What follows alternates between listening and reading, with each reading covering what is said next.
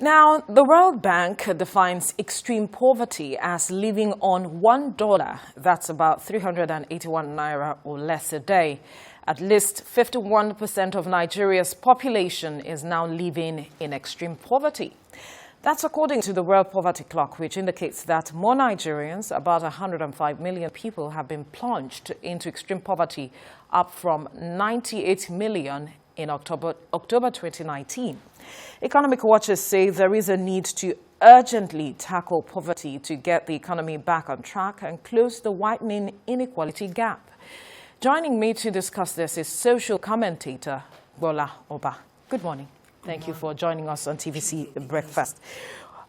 Over 51% of Nigerians, when you look at the recent data, is living in extreme poverty. And by the definition, like we pointed out, that's between 381 naira per day.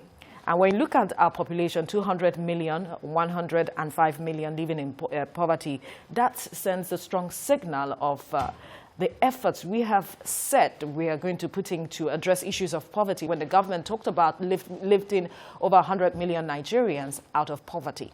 Let's begin with how concerning this recent development stemming from this data is for you. One of the major reasons why insecurity is so pervasive in our society is the endemic poverty of the majority of our population.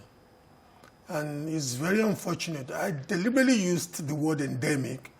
It's very unfortunate because the government speaks to the fact, and the government speaks to a degree of empathy on the subject, but many of the measures the governments, and I mean local, state, and federal, many of the measures they've taken are essentially tokenistic and to some extent too very exhibitionistic, not quite addressing the roots. Let me give you a typical example that will sadden you.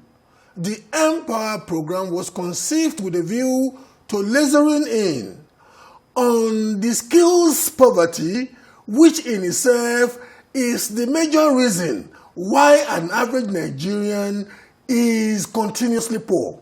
Because if you are skill poor, you don't have any market-ready skills to put in the marketplace for people that you create value for to reward you, you will be poor. You can go to church from morning till night. You can do all the meeting for as long as you like. You can go to marabouts for as long as you like. But if you are skillful, if you are not a value creator, the human society is essentially a market. Right.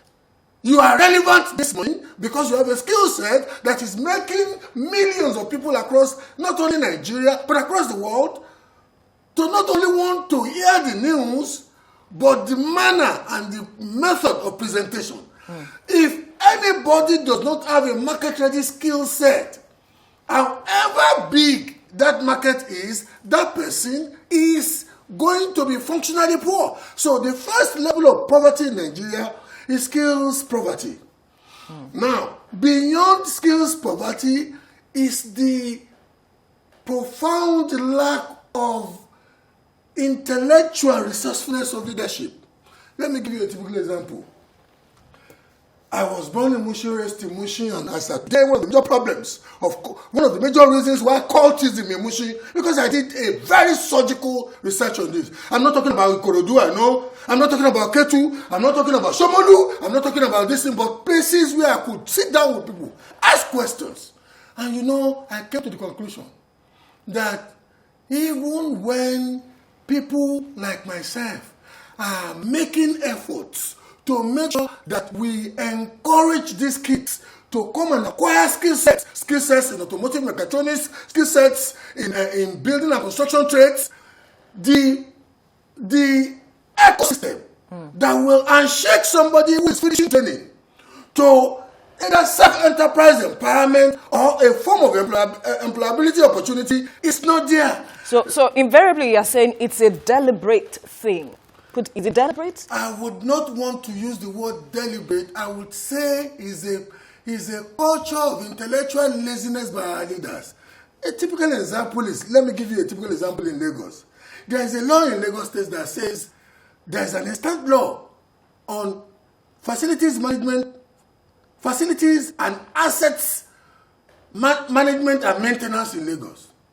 Now, any smart governor in Lagos would make sure that youngsters, these youngsters who fall themselves into court because leadership at the family level, at the communal level, at the state level, and at the national level, because leadership has failed them, these youngsters who fall themselves into court, I am saying we should now devise strategies to unshake the courts and let them know there are economic opportunities in your locality. Now, the local government has facilities in Mushin local government, from the local government office to the hospital or to clinics, neighborhood clinics, to basic infrastructure. This fall into this neighborhood. We know that you won't call them cult, obviously. We know that boys in this area, you have like a group where you meet. The maintenance of this. But you know what? Before the government engages you to be maintaining this infrastructure, we want this number of you to be trained. Right. In basic carpentry, in basic painting, in basic bricklaying, in basic this thing. And until you do that, and you create an ecosystem that rewards somebody who goes into has the skill. My sister, until that is done, we have perfected the art of living dangerously. You know one of the reasons why we are even living dangerously? The rate at which we procreate is lousy. I was telling my wife 2 days ago, I said some children were born between 1995 and the year 1995 and the year 2010.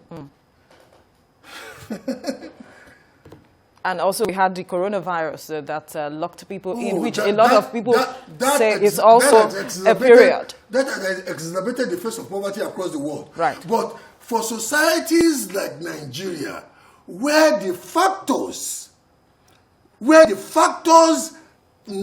fueling poverty are so endemic, it has even worsened it. And in the backdrop of answers now, and the operational shyness of the police, look at what is happening, a direct confrontation. All right. By people who call themselves, bike transporters. Yes. So are taking advantage of that to even want to give it to the establishment. All right, but as it is said, when you look at across the country, the 36 states of the Federation, every state is endowed. And a lot of persons say Nigeria is too rich to be too poor as it is. And some say that the roles of each levels of government are not even clearly spelled out, which is another thing that has to be dealt with. Practicing the true federalism to address this issue perhaps is another way to go. Getting the constitution restructured, allowing a degree of autonomy in productivity, that is, people, the locals, the people in a particular area, owning their assets, knowing that when they create value, resource control, resource control, not the way Nigerians say it, the way Nigerians or Nigerian politicals mention resource control is more driven in the direction of rent seeking. We own this land, and there is petrol, or there is gold, or there are some mineral resources on this land. Whoever comes to extract it must pay us rent. You know what? That has led Nigeria down the cul-de-sac we are now. Now, I am talking of we own this land. These defined resources are on this land. We have given ourselves the agenda that, you know what? Before foreigners come to extract it, how well can we engage our aborigines, both local and in the diaspora, not only to dispense capital resources to it, but even up to the minimum level of artisanal skills to extract this thing with a view to getting better value when they take it to the international marketplace. Because whatever you don't add value to, Let me give you a typical example in basic agriculture. For anybody who farms, does the hardest job, the most difficult part of the job. But you know what, my sister, has been researched anywhere in the world. Those who add value to agriculture, from transportation from the farm to packaging, to distribution, those who add value make more in any agricultural produce. The vegetable that you buy to cook for your family in the weekend. I have a farm. I am a part owner of a farm in Iyafin, Badagry. You know what? The person who cultivates that vegetable gets far less than women who sell it at Oshoji. Absolutely.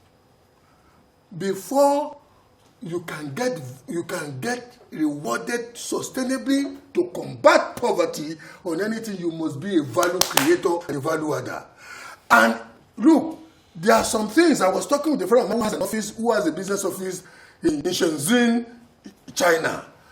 There are some things the Chinese authorities will never allow any foreigner to do. They will never allow you to do it. And yet, the only thing remaining for me to see in Mushin is a Chinese person hawking or doing bole. We allow, is an open market.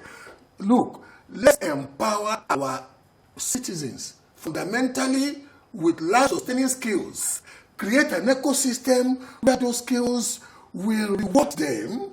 And you know what? By the time we will be interfacing with the rest of the world, we will be interfacing from the position of power, because look. And if we don't do that, because economic watchers are saying we need to address this quickly, what are the implications? Quickly. If we don't do that, we will be going down the cul-de-sac of insecurity, down the cul-de-sac of basic disorderliness in society. It used to be that people will be confronting authorities. Look, in the Greater Lagos area alone, it is reported that during the violent activities that postmarked the NSAS, it was reported that 29 security formations, police stations, 29 were burnt in the Greater Lagos area alone. This is, in any society, if police formations, just 1, 2, 3, 29 in the Greater Lagos area alone, the hooligans, the hoodlums, they seem to be taking over. Right.